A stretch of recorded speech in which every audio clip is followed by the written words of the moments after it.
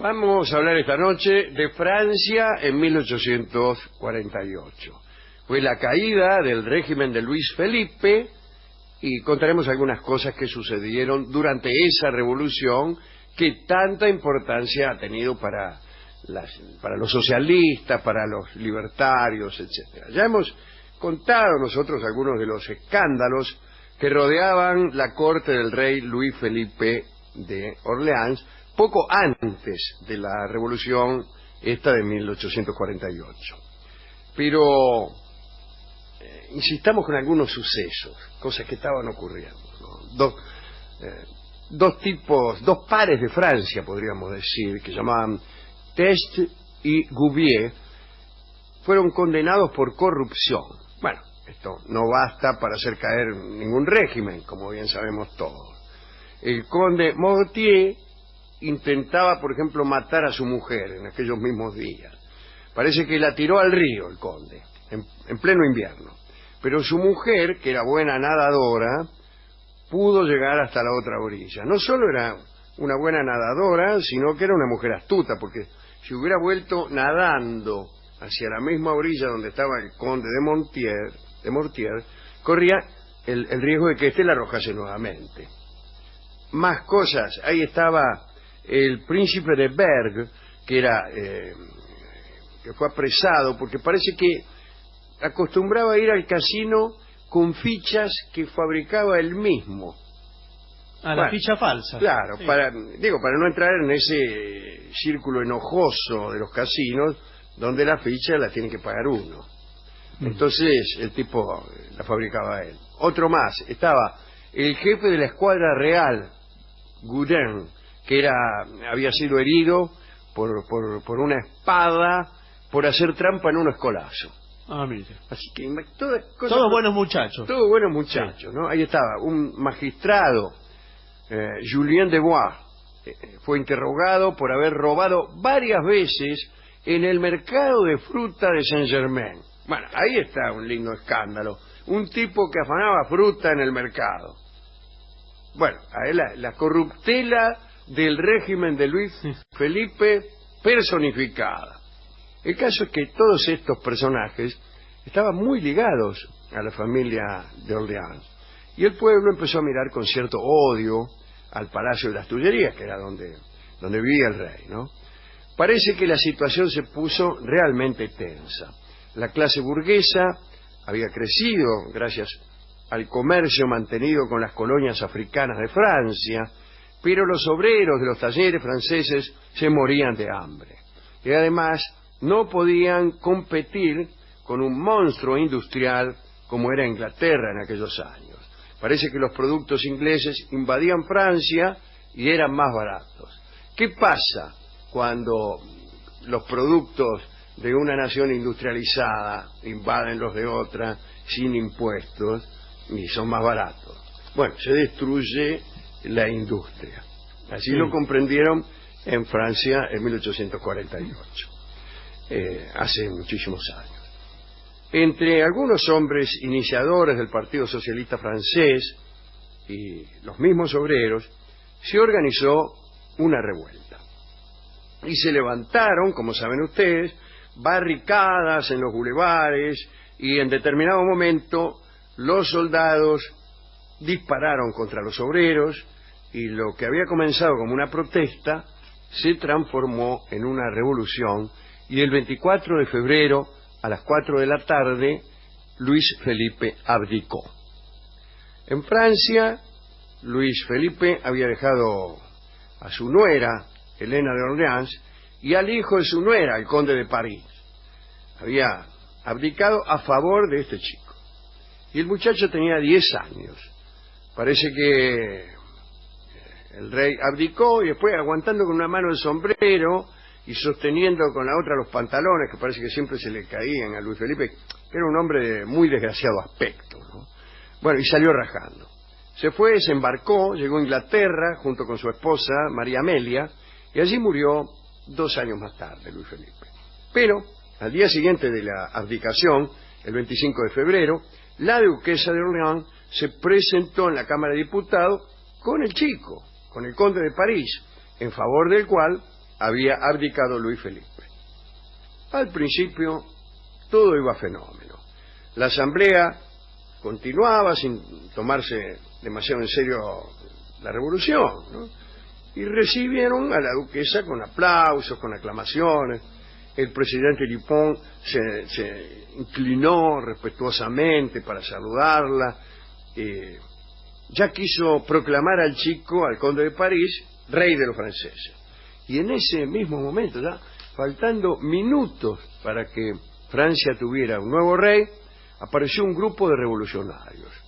Entraron en la cámara y unos tipos empiezan a gritar: qué sé yo, abajo la regencia, viva la república, no sé qué. No se sabía muy bien la letra. Por eso eran un grupo dubitativo. Sí.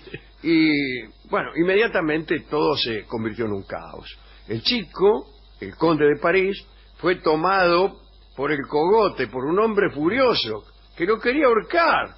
Lo agarró al pibe, 10 años. ¡Viva la república! Gritó tipo, no sé qué. Un guardia consiguió librar al niño y se lo devolvió a su madre.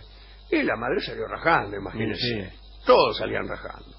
2 horas después, el pueblo saqueó las Tullerías y el Palacio Imperial.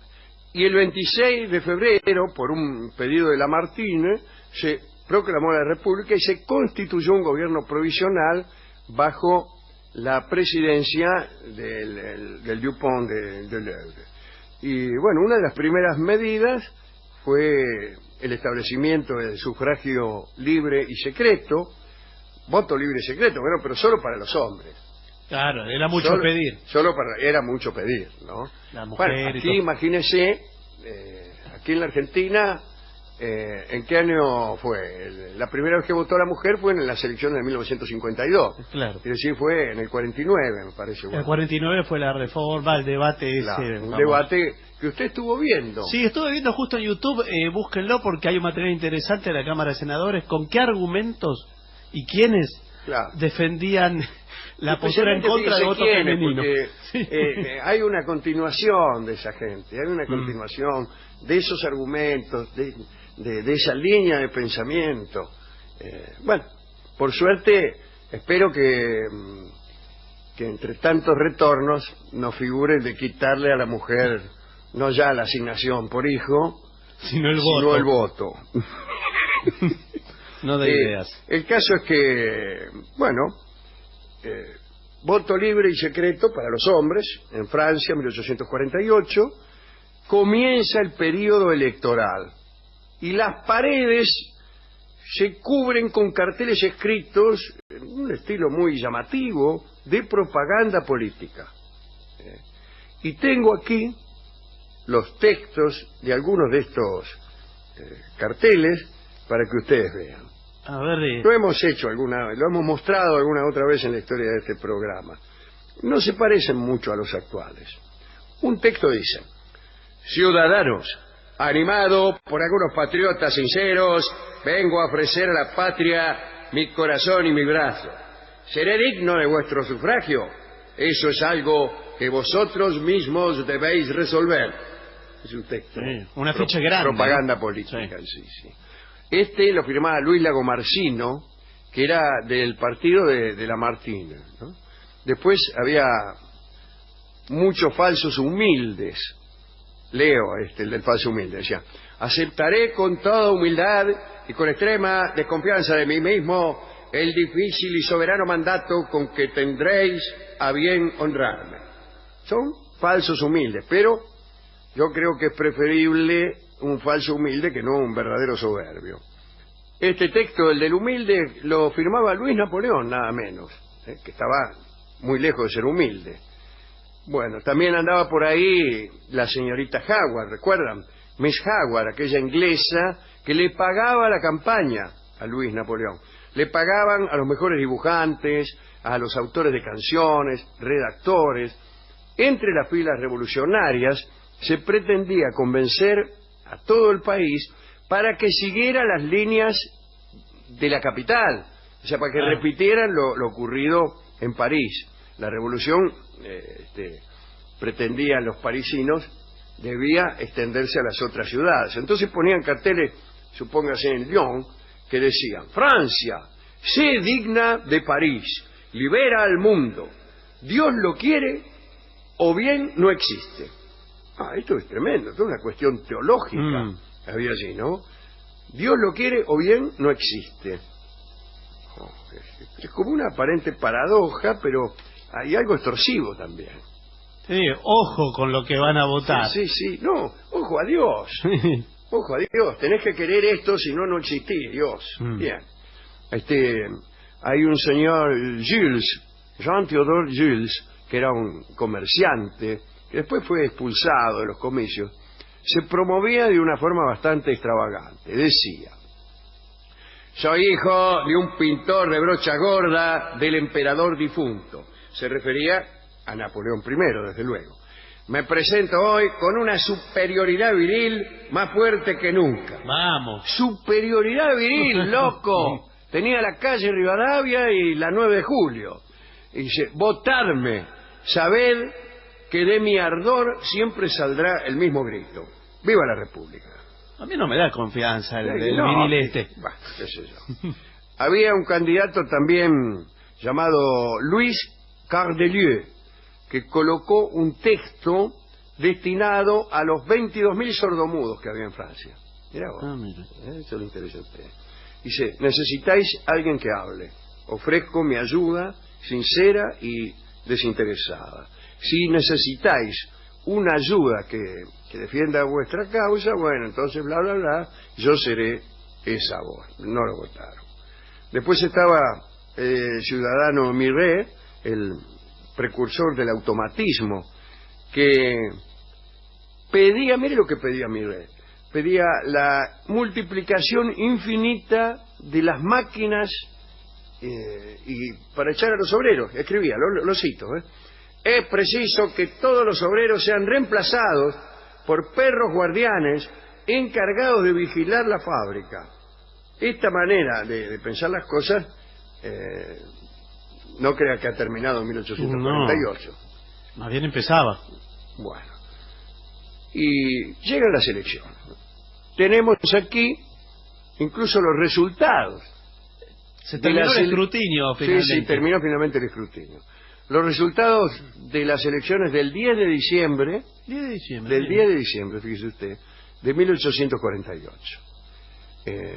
¿A dónde van a encontrar un programa que les dé los resultados de las elecciones de Francia en 1848? Atención, total de votos. Sí. Parezco el escribano Testa, ¿cómo se llama? Total de votos 7.327.345. Y de estos, para Luis Napoleón, 5.500.000. ¿Eran 7, me dijo? Eran 7 millones. Fíjese. Los otros candidatos fueron aplastados. Cavaignac, 1.448.100. Lili Roland, 317.000. El señor Baspal, 37.000. El ya mencionado Lamartine, 17.000. Nada. Hubo 12.000 votos anulados, no se ve por qué, no se sabe por qué tanto. Y siempre hay. Siempre hay, pero bueno, qué sé yo. Y esas fueron las elecciones democráticas con un resultado paradójico, porque ganó Luis Napoleón, que después volvió a ganar y se hizo proclamar emperador. Es decir, una revolución republicana concluyó finalmente en un nuevo imperio. Ya les había pasado antes a los franceses con la Revolución Francesa. Y siguió pasando en la historia en tantos lugares. Y siguió pasando. Bueno, pero esta vez les pasó peor a los franceses, porque Napoleón III no era ni siquiera Napoleón I. Como Víctor Hugo lo llamaba a Napoleón III, Napoleón el Pequeño. Bueno, eso fue lo que pasó en 1848. Después, bueno, ya viene el Segundo Imperio. ¿A quién dedicaré estas notas periodísticas sobre 1848? A mí me cae simpático el tipo de la superioridad viril, el señor Jules. Y... ¿No lo votó nadie al final? ¿Cuántos? No, lo expulsaron del comicio, no lo dejaron llegar al comicio, no me acuerdo por qué. Bueno, después a la mujer del tipo que la tiró al río, la nadadora, a la mujer del conde Mortier, ¿eh?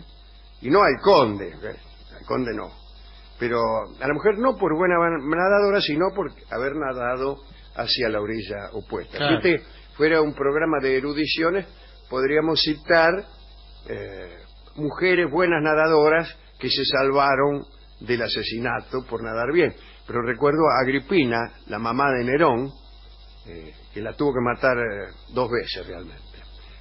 La mandó a ahogar, la tiraron del bote y se salvó nadando, como quien dice.